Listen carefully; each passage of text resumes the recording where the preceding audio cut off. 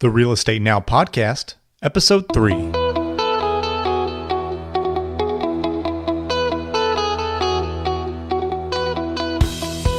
Hello, and welcome to this episode of the Real Estate Now Podcast.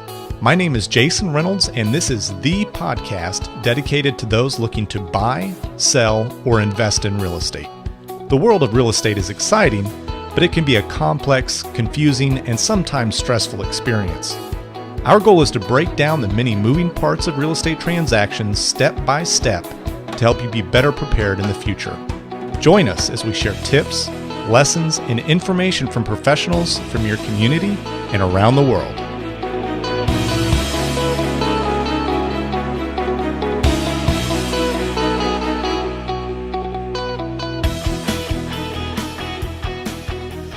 Alrighty, well, good afternoon, everybody, and welcome to the Real Estate Now podcast. Today, we've actually got Jeff Mutchler with us. He is a home inspector, and gosh, I know I've used him countless times with a bunch of my clients, but I wanted to pull him on today to the podcast to just talk about inspections so that you listeners out there can kind of get an idea of what all goes into a home inspection. So without further ado, I've got Jeff on the line. How are you doing, Jeff?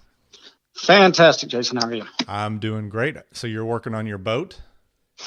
That is a true statement. I was out there trying to clean it up and get it ready for the spring. So everybody who does an inspection with you gets a day on the boat. Is that right? Sure, why not? No Any problem. excuse I have to go, I'm in for it. Perfect. Well, could you kind of elaborate just a little bit? I know we've known each other for, I think, a couple of years now, but how long have you been in the inspection business? Have you always been in the DFW area? Can you just elaborate a little bit on that? Sure.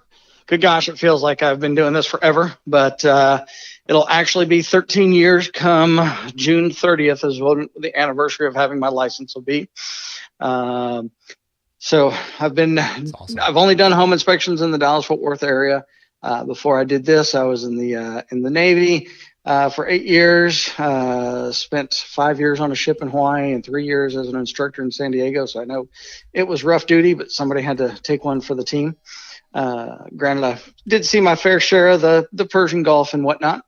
After that, I got out and went to work for a telecom company, and that's what brought me back to the DFW area. And never thought I would live back in the Arlington area, and lo and behold, that's where I'm at, and I absolutely love it. Awesome. Well, that's great. So then can you elaborate a little bit on, when you became an inspector in Texas, are you required to be licensed? And if so, what are the requirements of that? Do you have to renew your license on a regular basis? What goes into that? Absolutely. So here in Texas, Texas is one of the few states that does require licensing. Not every other state does. But to get your license here in the state of Texas to be a home inspector, there's a couple of different ways you can do it. One is the apprenticeship route. Not many guys do that route anymore. Most of us basically do essentially just a schooling, which a good percentage of it is done online. And then most of the companies that do it, you usually have a 1 to 2 week class where you're out there in the classroom looking at stuff and actually doing some fake inspections and things like that. So I did the schooling route myself. I also didn't think that the schooling route also provided me enough experience to go out and say, hey, let me look at your, $200,000 house you're buying. So what I chose to do on my own is I went out and I did 47 ride-alongs with two other inspectors that I kind of met. One was up in the Denton area, so that made for a long commute, and the other one was over in North Dallas. But I didn't want to go out and have my direct competition, either steering me the wrong way or, training somebody that's going to compete with them. Right. So I did 47 ride-alongs. And then after that, I still felt could probably use a little bit more experience, but I think I had it on my own. So I actually went over into some rougher neighborhoods, like parts of Fort Worth and parts of Dallas that were low income, and contacted some realtors that had signs in the yards and did 32 free inspections in the month of September after I got my license for low income people purchasing houses. They weren't paying me, so I was not going to be held liable, but it let me see some pretty crazy things that I really haven't seen a whole lot of since. But, and it just let me get more experience where I could go to somebody and say, look, I've already done X amount of inspections. I know my license number is new, but that's kind of how I started my business. Okay. Well, that's awesome. So I guess just jumping into inspections themselves, say like a first-time home buyer that's just looking to buy a house and needs to get an inspection. What all, as an inspector, what all do you cover? I mean, everything you can possibly cover, or can you just give an overview of the main items that you do look over? Sure. So I'll start off with this. The state of Texas does have a bare minimum requirement of what we're supposed to do. Okay. I personally don't know any inspectors that do the bare minimum. I'm sure there's a few guys out there. Most of us are trying to be overachievers. Okay. But in a nutshell, what a home inspection consists of is me literally checking out the house from top to bottom.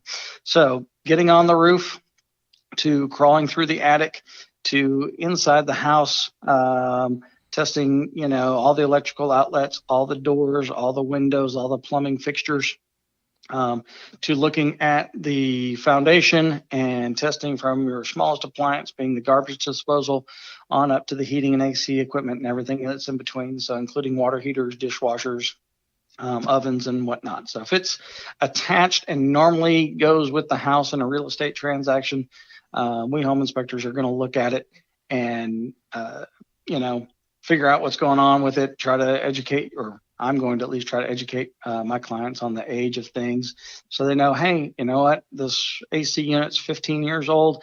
They usually only last about 15 to 20 years, so it's time to budget for a new one. So that's kind of an overview of what a home inspection does. Most home inspectors, though, like I said, we do go above and beyond.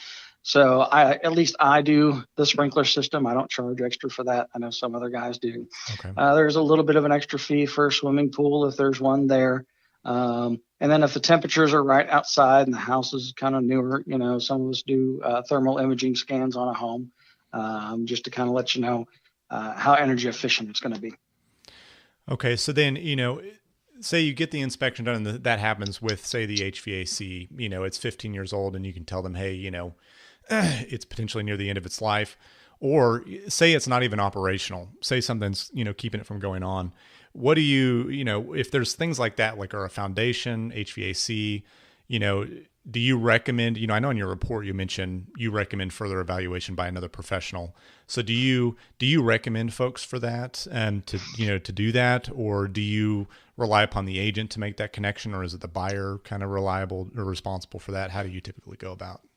Well, one of the things that I do for my clients, because I have a lot of clients that are moving here, relocating, because DFW is the largest growing metropolitan area right now. Yep.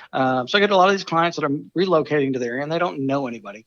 I've got a list of people that I email out with my inspection report, and it has literally everything from my doctor, dentist, electrician, plumber, my bank to heating and AC company, everybody that I trust and that I know and I would personally do business with. So that way, if they call them, great. If they don't call them, it doesn't hurt my feelings. I always try to tell my clients, though, if you do call them and you throw my name out there, they will probably start giving them a hard time right off the bat. Well, apparently you have a good reputation then, I guess, or not. I try.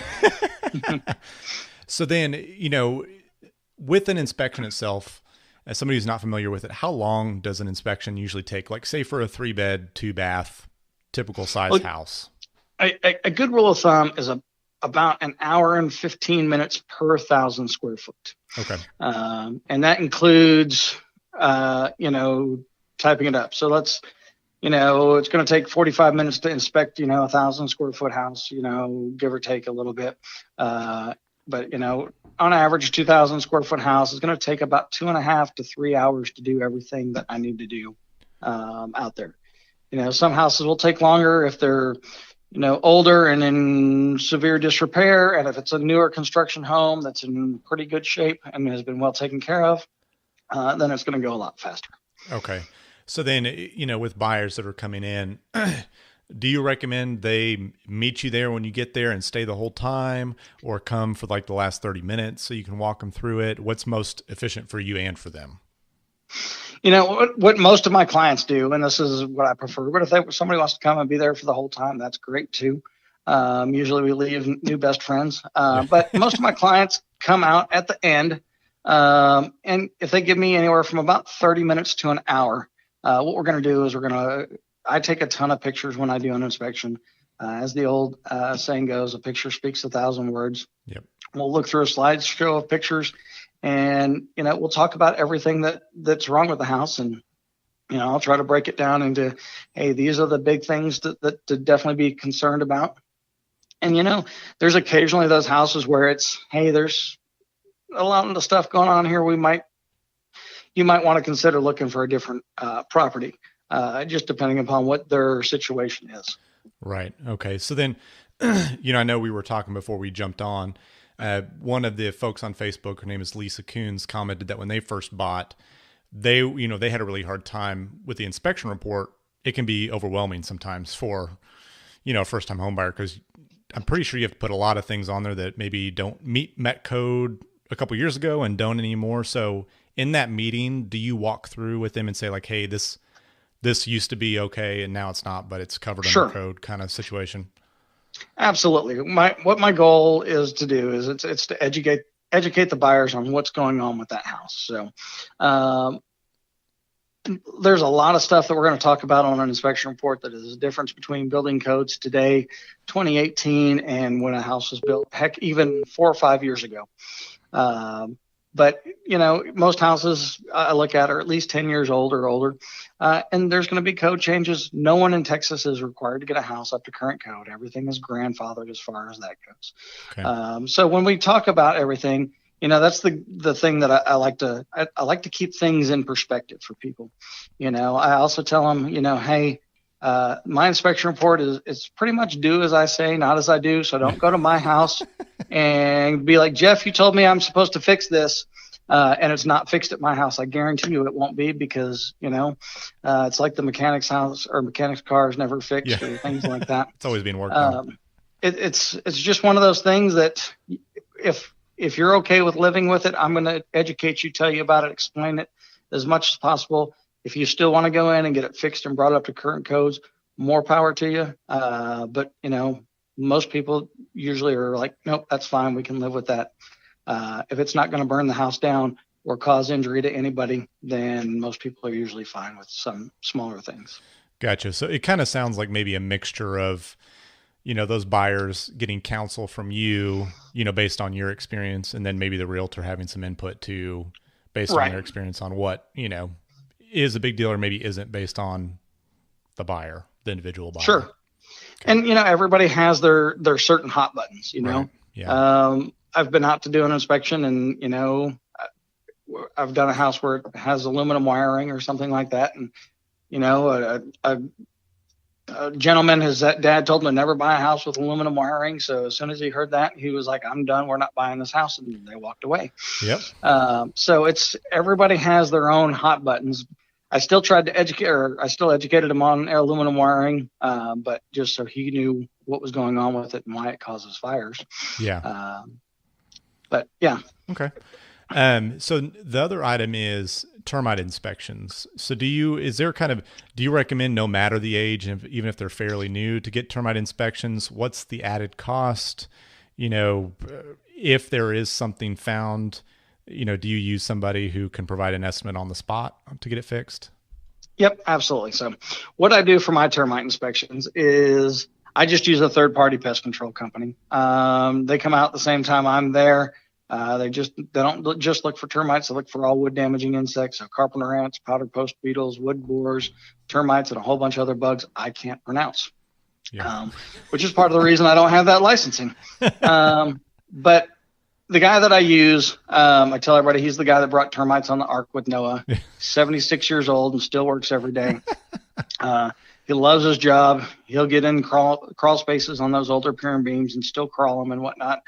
But anyhow, so termite inspections are not a bad idea. It's a requirement if you're doing a VA loan. It's not a requirement on any other type of house. But I'll throw the recommendation out there because most new construction are pre-treated for termites these days. Okay. So if you don't have to have it for a VA loan, if the house is, 10 years old or less, or, you could probably get away without doing one. Okay. However, I will say this, even though I don't hold the licensing and the insurance to do termite inspections, if I see anything that's out of the ordinary, I do point it out, whether it be conducive conditions for them, or if I see something that's, hey, I think this might be a carpenter ant, or hey, this might be termites. Okay. And then let my client know, hey, something's going on here. Let's get the bug professional out there and get it checked out. Okay. And so is that the same cost no matter the size house, or how does that add on to? It does vary somewhat, but generally speaking, it's anywhere from about $100 to $150. Okay. If it gets into an older crawl space house, then the price does go up. But that's with home inspections as well, because anytime you got to crawl underneath the house and battle with the snakes and the rats and things like that, we're going to charge a little bit more because it's not my favorite thing to do. Right. Okay. Another side question we got on Facebook from Lane Tidwell. He asked about the foundation. So do you, as an inspector, do you take, whatever that device is that the foundation companies use to measure it, or are you mainly going for signs of foundation problems and then you recommend it be checked out further? How do you typically determine if a foundation is, passing or not passing? I look at the overall condition of the house. The guys that are out there, and that device is called a zip leveler. That's the slang term for it. And they're measuring the elevations of the house. You can get a house that was built somewhat crooked or sloped, if it's built on the side of a hill and whatnot, where they'll come out and take measurements and go, yep, you need $10,000 worth of foundation repair, and you really don't, because everything is fine. The key thing is with foundation companies, they're in business to sell you something. Structural engineers are there and you're paying them, and foundation companies go out for free. Right. What I look for is I look at the overall condition of the house. So if I just see some minor hairline cracks, I'm going to let people know, hey, this is all pretty typical and common. But if I see some larger cracks, the size cracks that, I'm kind of looking for to be alarming. If it's in the brick, something that's like the size of the eraser of a number 2 pencil, if that's pretty bad, and we have reciprocating cracks on the interior sheetrock, or you get doors that are just rubbing on the jamb, windows that are hard to open, and then inside the house, if there's any diagonal cracks going through the sheetrock, and I don't mean off the doors or windows, but that can be a sign of foundation problems too. But if there's just a big diagonal crack in the middle of a wall or in the ceiling, that's definitely a sign that we've had some adverse movement going on. And we definitely want to get, a structural engineer or a foundation company out there as soon as possible to figure out what's going on. Okay. Awesome. A couple quick questions here that I just had pulled up. You provide a written report that's part of your inspection, correct? Yes, absolutely. Okay. That's awesome. part of the requirements being licensed in Texas is we do have to provide a written report.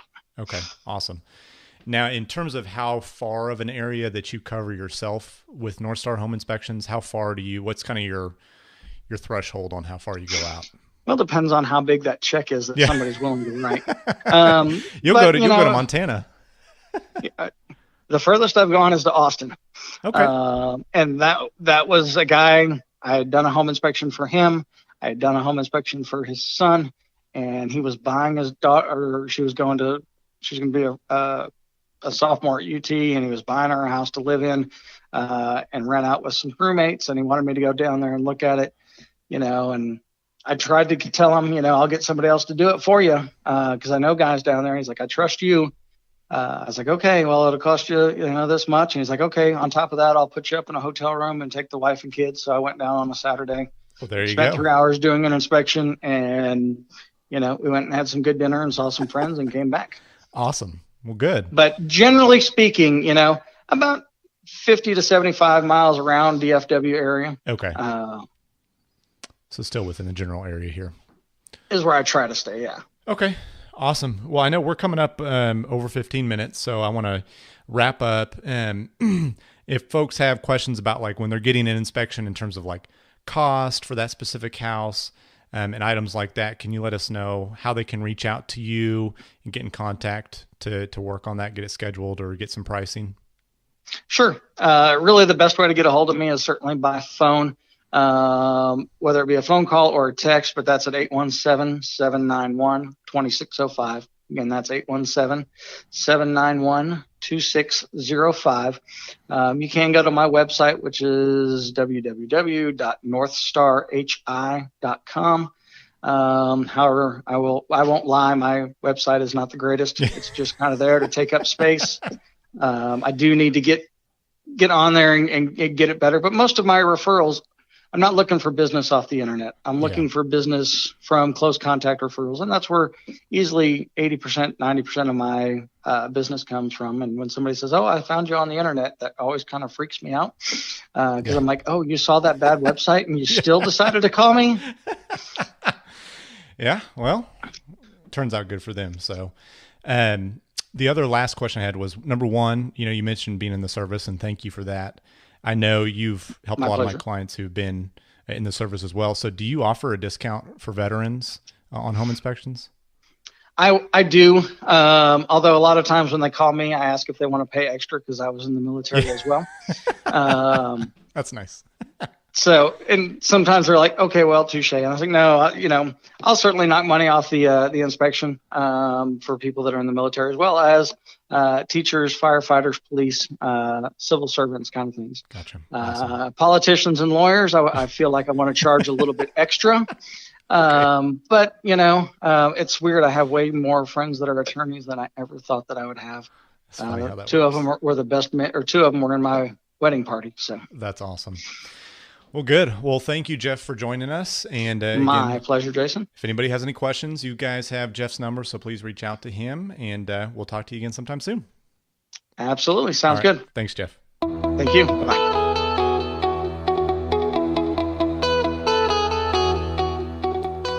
Alrighty, everybody. Well, it's time to wrap up today's episode of the Real Estate Now podcast. Could you do us a quick favor before you go? It only takes about 30 seconds. Head over to iTunes and rate this podcast. This will give us valuable feedback of what content is helpful for you, and it also helps improve our rankings that will make the podcast more visible so other people can find it. Thanks so much for helping us out. If you would like to learn more about real estate and how we might be able to help you, please be sure to check us out at visionsrealty.com. Again, that's visionsrealty.com.